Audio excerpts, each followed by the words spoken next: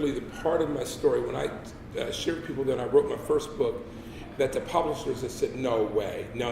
If we even print something like that, we're going to get sued. I said, well, I'm just telling you, this is exactly the way it happened. And so I honestly, this is one of those parts of the story too, that if I didn't live it, I don't know if I would believe it or not. I had to be there to really believe and to understand the workings of God. One of the things, it's so funny because, as I said the other day, the Jewish proverb that says that we make plans and God laughs, that when I think of how God was able to bring me to be part of the President's Honor Guard at the White House, that's one of the things that I could not in 100,000 years to be able to do myself. It's just absolutely impossible. And so I'd like to start off by just sharing a little bit what is the President's Honor Guard.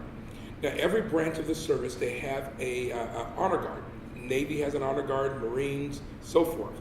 And in 1972, they decided to make two of those military branches to have ceremonial honor guards, which basically meant that they will be in charge of different ceremonies in the DC area, mainly the White House. And so the Air Force, we do the inside of the White House, and then the Marine Corps, they do the outside. And a typical thing that we would do, for example, would be like a state dinner, and a limousine pulls up, and it's kind of like a wedding, that an Air Force Honor Guard will extend their arm out for the female. She takes your arm, husband walks behind you, and then you walk them into the room where they get ready for the presidential greeting line to get started at. And we go back and get another person and another person. We also help out with the funerals in Arlington National Cemetery.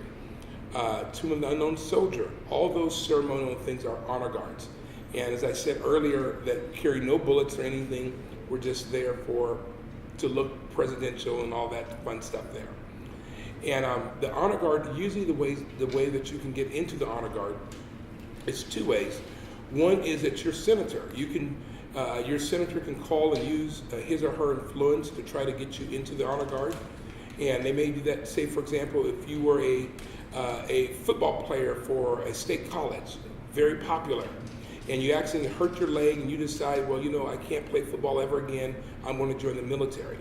And so the senator may try to do their best to get them assigned to the honor guard because it's just a one-year assignment. They get all these fancy medals and they go on their duties. And the second way that you can be part of the honor guard is that your military base, and I can just say Air Force Base for us, they do what they call the Airman of the Year. So every department in the base, they can all nominate their candidate who they feel is just a model Air Force person. And they compete and they do different things. They look at their records and all that stuff. And then that person receives an honor known as the Airman of the Year award. And then the commander then can suggest that that person then goes on to the honor guard to represent the honor guard. And so that's another way that they fill the honor guard up. And the Air Force, when I was in it at least, the rule was that they had to have 120 at all times.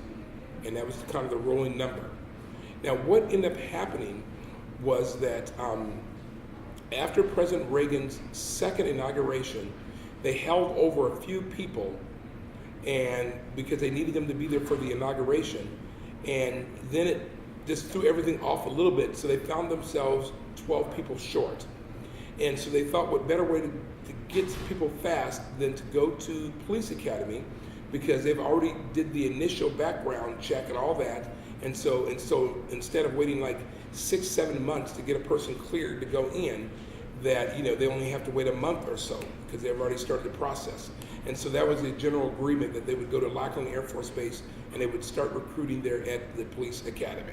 So that's a little bit of the background of the President's Honor Guard. Now our verse of hope today that I want to share is a verse that comes from the book of Proverbs, chapter 3, and I'm going to read verses 5 through 6. Proverbs chapter 3, verses 5 through 6. And it simply says, trust in the Lord with all your heart. Lean not on your own understanding. In all your ways, acknowledge him, and he will make your paths straight. And what I love about this passage is it starts off by saying, trust in the Lord. Because that's what it all boils down to, is us trusting him with our future, trusting him when we go through different things that we don't understand. And then the second part of this verse says, lean not on your own understanding.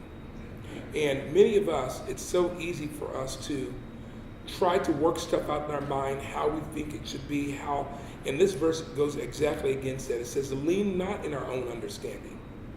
And then it brings us to our very last part, submit your ways to him, or acknowledge him.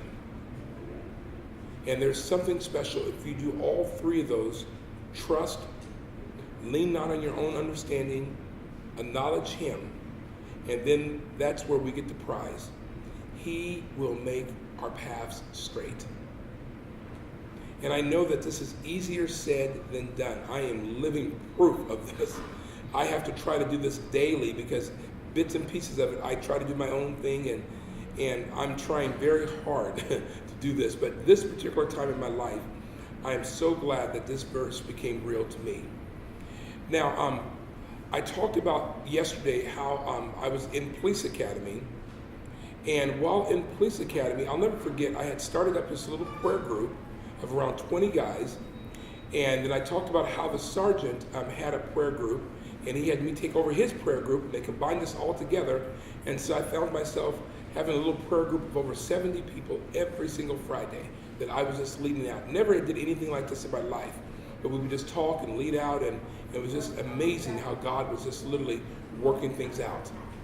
Well, I had been there for around 4 to 5 weeks, and the announcement came that there were 12 people short at the White House, that they were going to come down and they were going to recruit.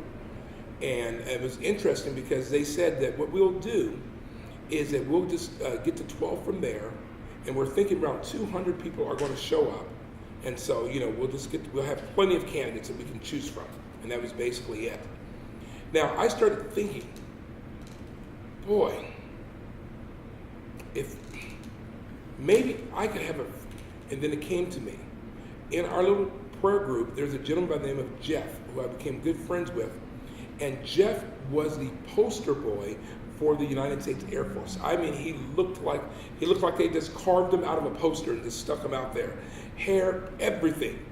And so I was the first to suggest maybe Jeff should try out for the Honor Guard. And the guys in our little prayer group, they started saying, man, you're right. That'd be so neat, man. If we had a Christian there, one of our guys, that'd be so good. And I told the other group, I have to be honest, I had an alternative motive. My motive was simply this, that if Jeff got into the President's Honor Guard at the White House, then what Jeff could do is that he could tell them that I'm in police academy and I should be an assistant to a chaplain, and Jeff could use his influence to switch this thing around. So I'm like, Jeff, you got to do this, man. You got to do this. This is my way out of police academy. And so they made the announcement on Monday morning they would start the process. And Jeff called me Sunday night, and I'll never forget this. He says, Johnsson, man, I'm scared. I don't know, if I have the right, I don't know. I said, Jeff, you're going to be fine. And I really wanted to make sure that Jeff got there. So I said, Jeff, I'll go with you, bro. I'll go with you. I'll pray with you the whole time. And so that's what we agreed to, that I would go, and while Jeff is trying out, I'm just going to be sitting somewhere in the corner and just praying, Lord, let Jeff get selected for the Honor Guard, and then you can get me out of police academy. And so we're there, and I'll never forget this. We go in the door, Jeff signs his name, social security number, and then he walks to go get a seat. I'm right behind him. All of a sudden, the sergeant said, hey, son, get back over here, talking to me. So I go over there. He says, did you sign your name on this paper? I said, oh, no. I'm here with my friend Jeff, and I'm just, he says, did you get out of work to come here? I said, yes, but you don't understand. I don't like marching and gun tour. I can't do any. He says, son, you better sign your name on that list like everybody else. And so I signed my name on the list. And the funniest thing was when I went over and sat down by Jeff thought that was the funniest thing in the world. Johnsson, man, if anyone even knew that you signed up on that paper, oh my goodness, you're a horrible marcher. Everybody knows that. And he was right, because once again, I was Gomer Pyle, that everyone called me. And so I'm there with Jeff, and then they started giving us the forms to start filling out stuff. And all I can tell you is this, is that it was just forms after forms, and they're asking questions. I'm more concerned with how Jeff is filling out his forms. I'm looking at Jeff. No, circle that. No, 6'1", Jeff. Don't say 6 foot. And I'm just all in on and just, I want to make sure Jeff gets in this thing. And so I'm just doing my other stuff, my forms. I'm just lightly doing it, but then looking over at Jeff's. And you'd have thought I was there cheating, how much I was looking over at his stuff. And so finally, what ended up happening was we turned everything in, and it was close to almost 8 hours that we were there, this whole day. It was just, and this is the crazy part I left out, is when they thought 200 would show up, instead of 200, 850 people showed up for the 12 positions. 850. And they stopped it at 850. There probably was more than that out there. But they said this is going to be the cutoff. We just, we can't time-wise interview anymore. And so they made the announcement. What they would simply do, you go to the board. They're going to cut 400 people automatically. And if your name is not on that board, then that simply meant you were cut. And so I'm there once again with Jeff praying, because we had just been sitting there waiting, and they made the announcements. Everyone rushed over to the different boards looking. And all I remember is this, is that Jeff's looking, and Jeff says, no. I'm like, what? Your name's up there, but my name's not up there. I said, oh, no, Jeff, there's a mistake here. No. There's definitely a mistake here. So I was so scared, I rushed over to the guard, the sergeant guy there. I said, sir, there's a mistake here, that you see my friend is the one who's trying out for. He said, you're that guy from earlier that bothered me? I said, yeah, but is your name on that board? I said, it is, but it's not. You better be here tomorrow. That's all I'm telling you. And so there I am walking back in shock with Jeff, that I've been selected to move forward and Jeff has been eliminated. It's not making sense at all. So I show up the very next day, and once again, it's more testing. They made the announcement again. They're going to cut 400 people, and they're going to narrow it down to a list of 50. And so, for whatever reason, my name was still up there as part of the 50.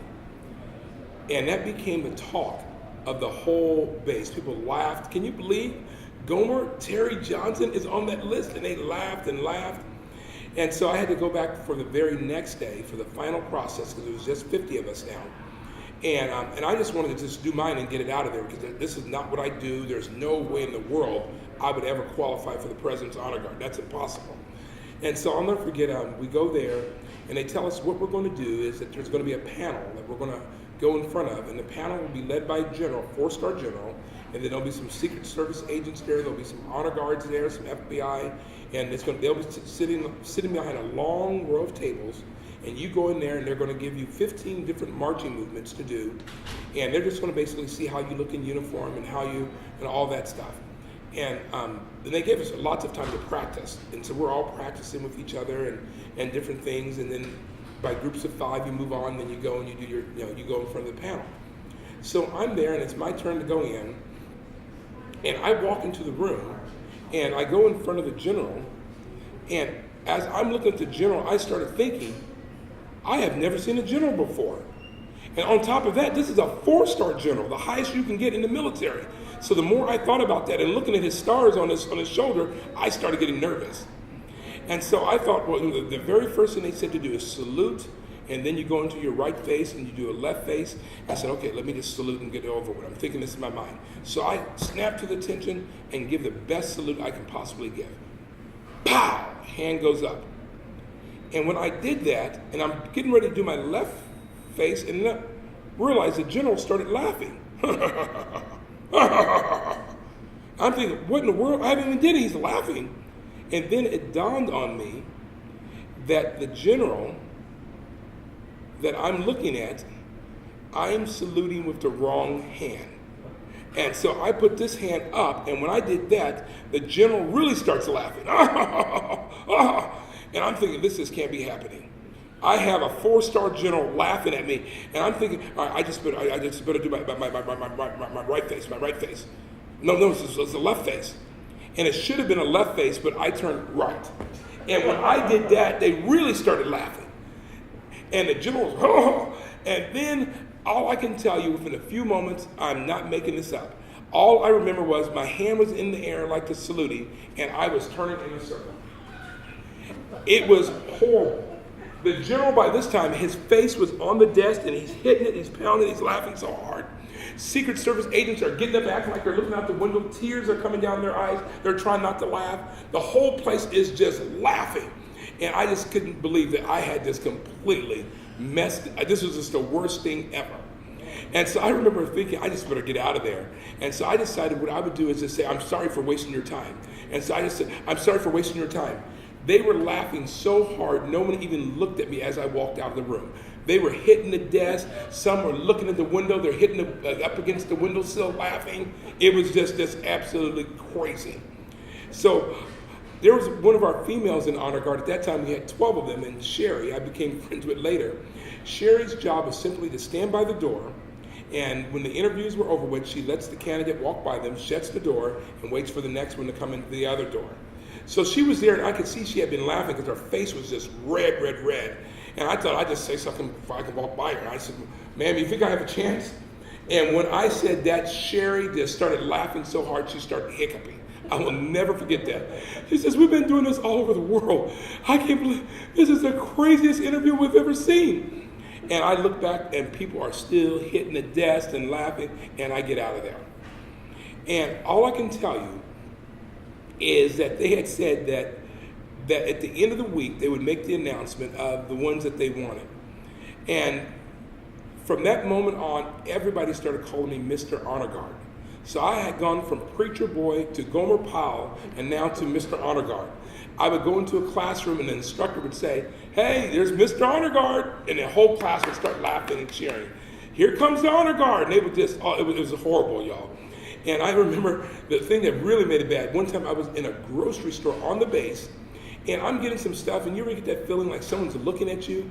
And I'm getting stuff, and I look around, there's like 3 people over there, they're pointing and laughing. That's the Honor Guard guy. That's the Honor Guard guy over there. That's really him. I had become a base celebrity. It was just absolutely horrible.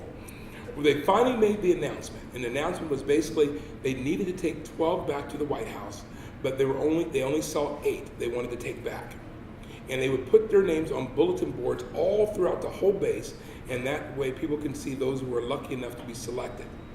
Now, I was smart enough on that Friday when they posted it that I decided what I would do. If I saw a bulletin board there, I would cross the street and not even get near it, because I felt like if someone saw me looking at a bulletin board, they're really going, can you believe Gomer was looking at it, seeing if his name was there? And so I said, you know what, I'm staying away from every bulletin board, everything I can find.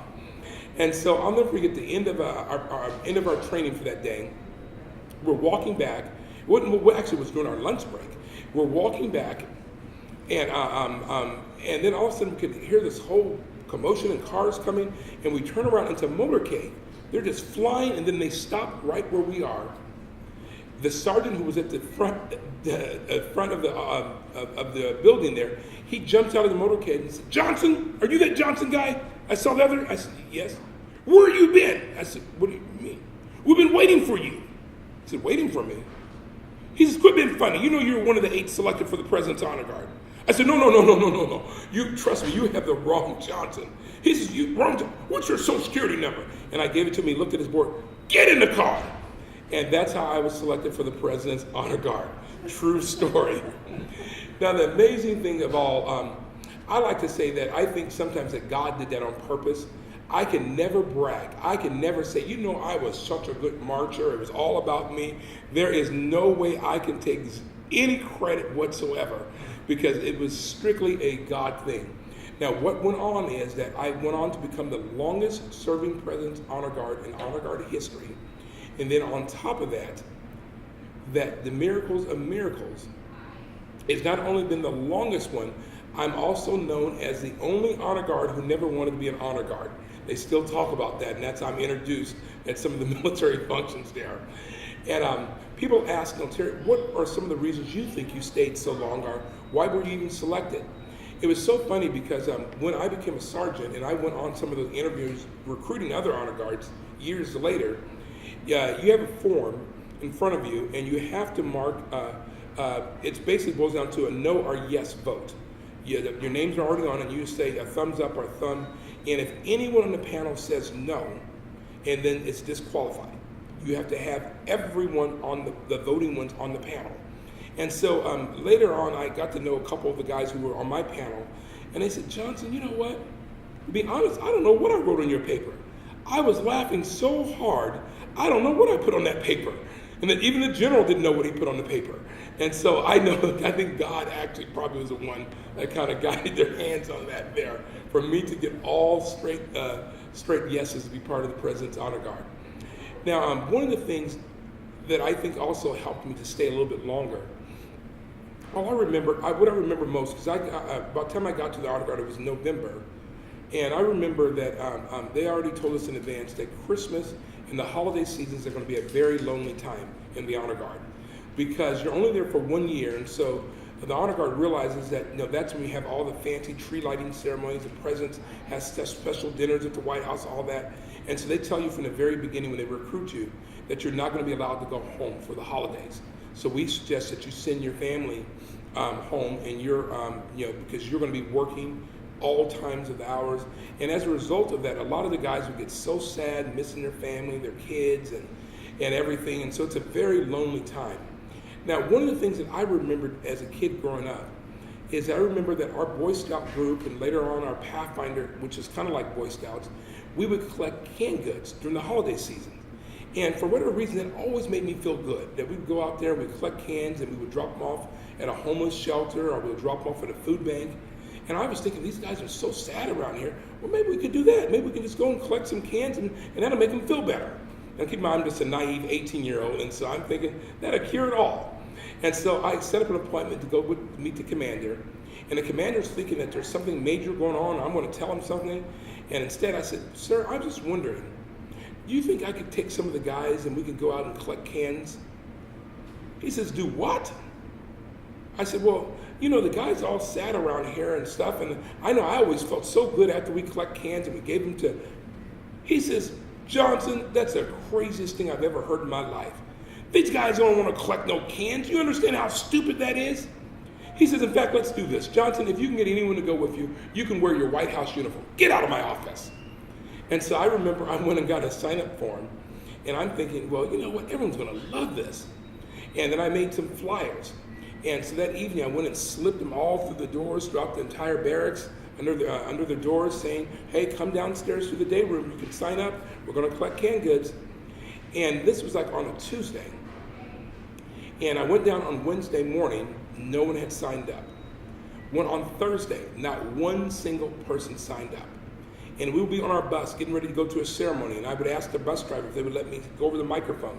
They're kind of like Greyhound coaches. And I would just make the announcement, hey, if anyone wants to do canned goods, some would laugh, nobody did anything. What I remember the most was that Thursday night, around 1 a.m, I went downstairs to see if at least I had 3 people to sign up. I said I would do it if I have at least 3. And here I am, once again, I'm putting the perimeters on God. I'm saying, no, God, 3. That's it. If I get 3, I'm going to do it. So I go down there thinking at least God's going to have this miracle. It's going to be this great big list. People had come and signed up, and not one single name. And so when I woke up that morning, I was like, you know what? Maybe God didn't tell me. This was a dumb idea. I should have listened. And something inside of me said, Terry, you need to do this. Even if you're the only one, you need to go do this. So reluctantly, I put on my whole presidential uniform. I go down the steps, and I get to the day room, and there's 20-something guys in the room with their full uniforms on. Saying, Johnsson, I don't know why I'm doing this. I woke up this morning and said, I'm going to do this with you. And so we went out in the neighborhoods collecting cans. And it was so funny because we would knock on the door, and the person would open the door, and they would see the uniforms and all this. Can we help you? Did we do anything? We said, no, we're from the White House. Like the real White House?